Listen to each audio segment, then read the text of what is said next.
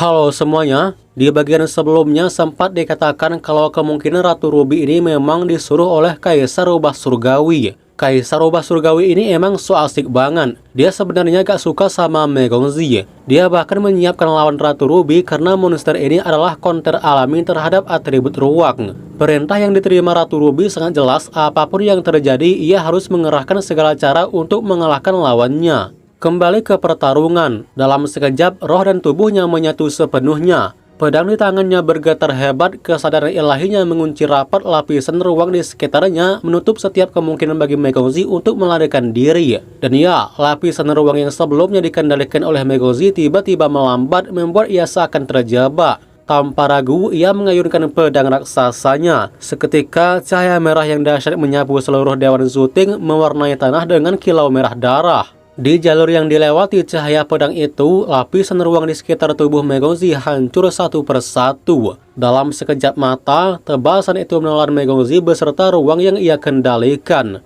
Pemandangan itu membuat para kaisar yang menyaksikan menunjukkan reaksi yang berbeda-beda. Semua kaisar tampak gak senang kecuali Kaisar Macan Putih. Kok bisa senang, kan Megongzi kayak kalah. Setelahnya, Ratu Ruby tiba-tiba memuntahkan darah. Bahkan topengnya tersapu oleh semburan darah itu memperlihatkan wajahnya yang cantik. Napasnya menjadi kacau dan matanya dipenuhi ketidakpercayaan. Dari luar, tampaknya ia berhasil menelan lawannya dengan serangan pemungkas itu.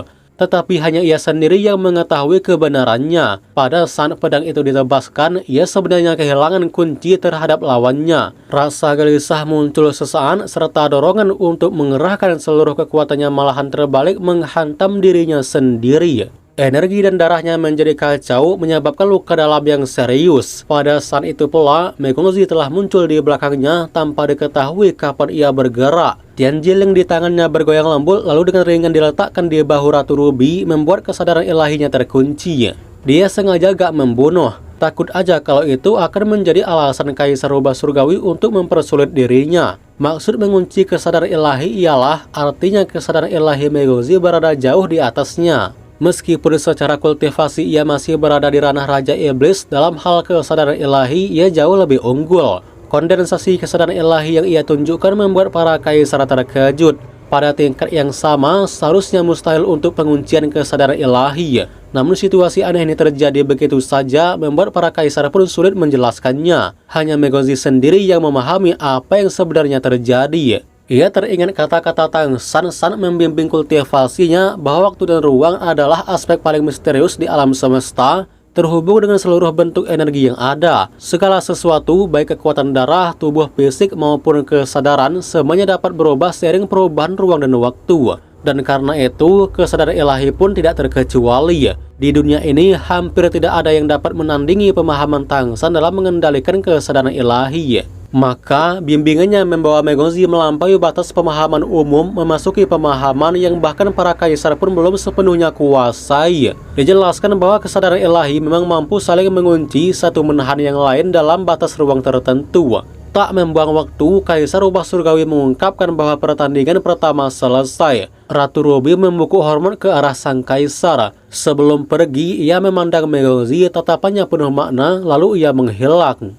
Begitu dia menghilang, Kaisar Rubah Surgawi memberitahukan bahwa seperempat jam lagi putaran kedua dimulai. Megongzi duduk bersila di tempat, segera memasuki meditasi untuk memulihkan energi yang terkikis. Dari kejauhan, Kaisar Iblis Macan Putih memandangnya dan mengangguk pelan. Sejak kemenangan di Zuting Klasik, perkembangan cucunya ini begitu pesat. Kini, yang dipikirkan sang kaisar bukan lagi soal berhasil atau tidaknya laporan tugas Megongzi. Yang lebih penting baginya adalah kemungkinan lain. Kan Megongzi punya 2 garis keturunan. Nah, bisakah dia membawa garis keturunan Macan Putih dijadikan pewaris sejati? Macan Putih adalah mutasi langka dari klan Iblis Macan. Jumlahnya sangat sedikit dan warisan garis keturunannya sangat jarang. Itulah sebabnya meskipun Sukin memiliki darah manusia, ia tetap sangat disayangi oleh sang kaisar. Hal yang sama berlaku pada Megongzi. Meski memiliki darah manusia, bakat yang ia tunjukkan kini sudah mendekati standar seorang kaisar. Pewaris seperti ini hampir mustahil ditemukan.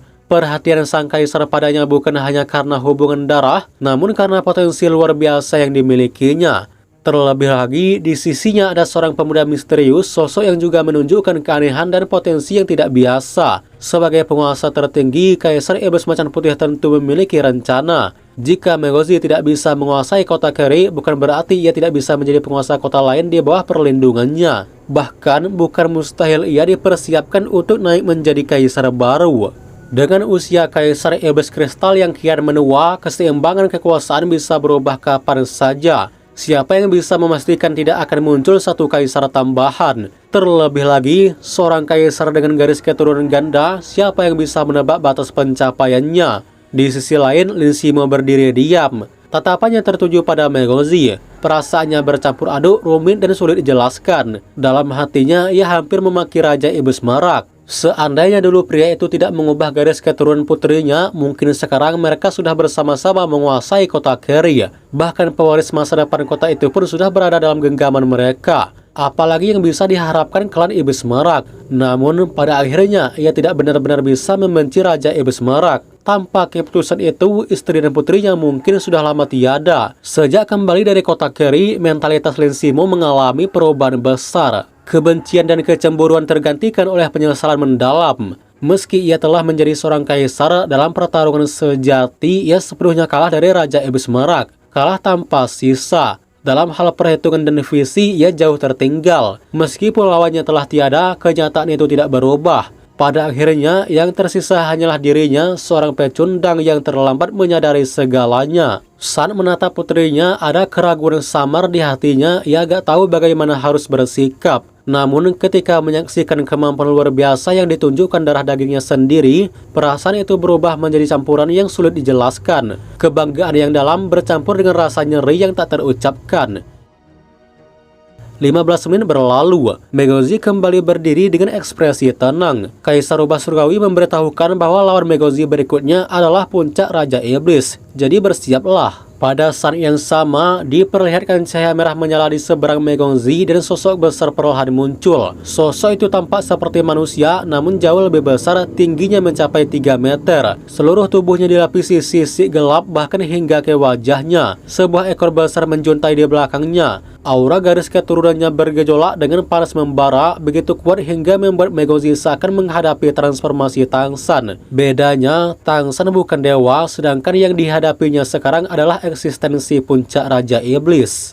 Ya, itu manusia naga. Dalam sekejap, Megozi mengenali ras lawannya. Manusia naga adalah keturunan dari klan naga dan manusia. Berbeda dengan kebanyakan makhluk yang memiliki darah manusia, mereka tidak pernah mengakui hubungan tersebut. Dalam hati mereka hanya ada satu identitas, naga. Sifat mereka tirani, kejam, dan haus darah. Selain itu, kemampuan mereka juga berbeda tergantung garis keturunan naga yang diwarisi. Manusia naga ini jelas tipe yang mengandalkan kekuatan fisik serta chi dan darah. Namun dia bukan lawan dengan garis keturunan tingkat pertama. Megozi mulai memahami situasinya. Meskipun ia harus menghadapi 3 pertempuran, tidak semua lawannya berasal dari garis keturunan tertinggi. Ini adalah batasan aturan Zuting. Bahkan Kaisar Rubah Surgawi tidak bisa mengubahnya. Kaisar Rubah Surgawi mengumumkan bahwa pertarungan dimulai. Raungan rendah menggema dari manusia naga. Dalam sekejap, lingkaran cahaya merah darah meledak dari bawah kakinya. Ya, itu domain. Melihat akan hal itu, Megozi kaget. Baru mulai langsung pakai domain. Jika ia dipilih oleh Kaisar Rubah Surgawi, maka domain itu pasti memiliki kemampuan khusus untuk menahan dirinya.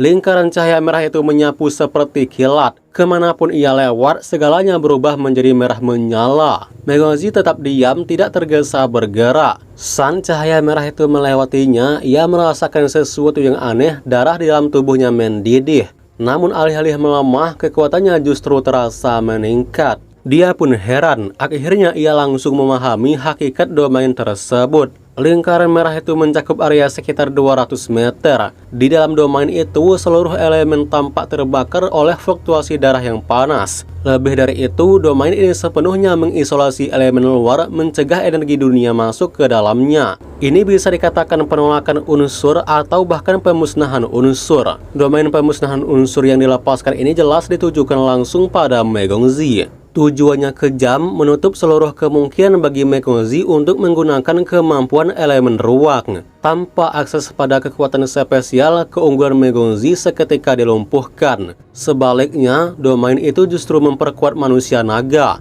Menghadapi kondisi yang tidak menguntungkan ini, Megonzi sedikit mengernyit. Jelas ini adalah jebakan yang disiapkan khusus untuknya. Namun apakah itu cukup untuk menghentikannya? Tentu saja tidak. Hampir dalam sekejap, aura dingin memancar dari tubuh Megonzi. Di kejauhan, Kaisar Iblis Macan Putih menajamkan pandangannya. Sorot matanya berubah serius, sepenuhnya tertuju pada Megonzi. Rambut hitamnya memutih seketika, seakan disapu oleh embun beku. Niat membunuh yang pekat meledak dari dalam dirinya, menyelimuti sekeliling. Lingkaran cahaya putih terpancar dari bawah kakinya, dan pada detik berikutnya, sosoknya telah melesat langsung menuju manusia naga. Manusia naga itu juga bergerak lebih dulu, maju dengan kekuatan penuh. Namun ketika lingkaran cahaya putih itu menyentuhnya, tubuhnya mendadak menegak. Rasa dingin yang menusuk jiwa merambat dalam tubuhnya, disertai kekuatan purba yang muncul dari kesadarannya. Seakan ribuan niat membunuh menghantamnya sekaligus, memaksa darah yang mendidih itu mereda. Momentumnya langsung merosot tajam. Ya, inilah domain dewa pembunuh. Tangsat yang mengajarinya, ia menggabungkan pemahaman domain dewa pembunuh miliknya dengan karakteristik transformasi macan putih. Dalam setengah tahun terakhir, ia terus membantu Megonzi menggali potensi tersebut, hingga akhirnya Megonzi mampu membentuk domain dewa pembunuh miliknya sendiri. Kini, ketika domain itu digunakan oleh Megonzi dalam wujud transformasi macan putih, kekuatannya bahkan melampaui apa yang pernah ditunjukkan Tangsat maupun Xiaomal sebelumnya. Dipicu oleh niat membunuh yang membara, mata indah Megonzi berkilau mengerikan. Vitalitasnya melonjak drastis. Jika ruang tidak bisa digunakan, maka dia tidak membutuhkannya sama sekali.